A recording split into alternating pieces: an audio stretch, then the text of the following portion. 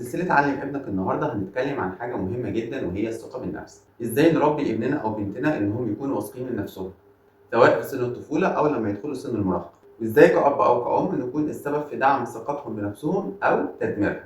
تابعوني خطوة بخطوة وهقول لكم أمثلة عملية. لو هنتكلم عن الثقة بالنفس في مرحلة الطفولة اللي هي من 4 ل 10 سنين، وازاي الطفل يبني ثقته بنفسه. أول حاجة لما تمدحه على محاولته مش على النتيجة، لما تديله فرصة يختار لبسه ولعبه وأكله، لما تخليه يساعد في البيت وتقول له أنت شاطر. ودور الأب والأم إن هما ما يضحكوش عليه قدام الناس، ما يقارنوهوش بحد.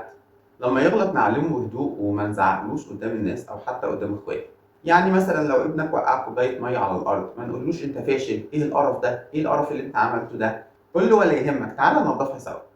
لو هنتكلم بقى عن الثقة بالنفس في سن المراهقة اللي هي هتبقى من 11 ل 18 سنة، وإيه المشاكل بتاعة المرحلة دي، طبعا اللي من ضمنها المقارنة بزمايله أو شكله وصوته وطريقته.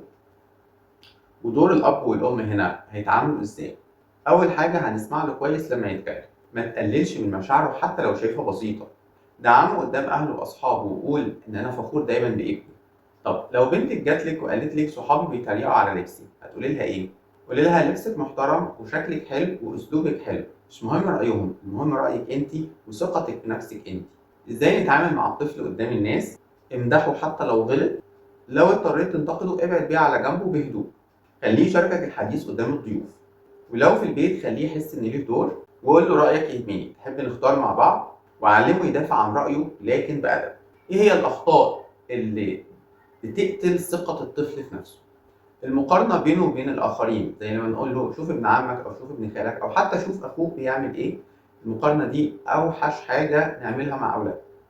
التوبيخ قدام الناس، الاستهزاء بنبرة صوته أو بطريقة كلامه، السخرية من شكله أو من لبسه، إنك تحسسه دايما إنه قليل أو مش كفاية. في النهاية حابب أقول لكم إن الثقة بالنفس مش بتتبني في يوم وليلة، لكنها بتتبني بكلمة وبتتهد بكلمة. كل كلمة منك ممكن ترفع ابنك أو توقعه. علمه يثق بنفسه عشان يعرف يقف قدام الدنيا بسلام حتى لما يغلط.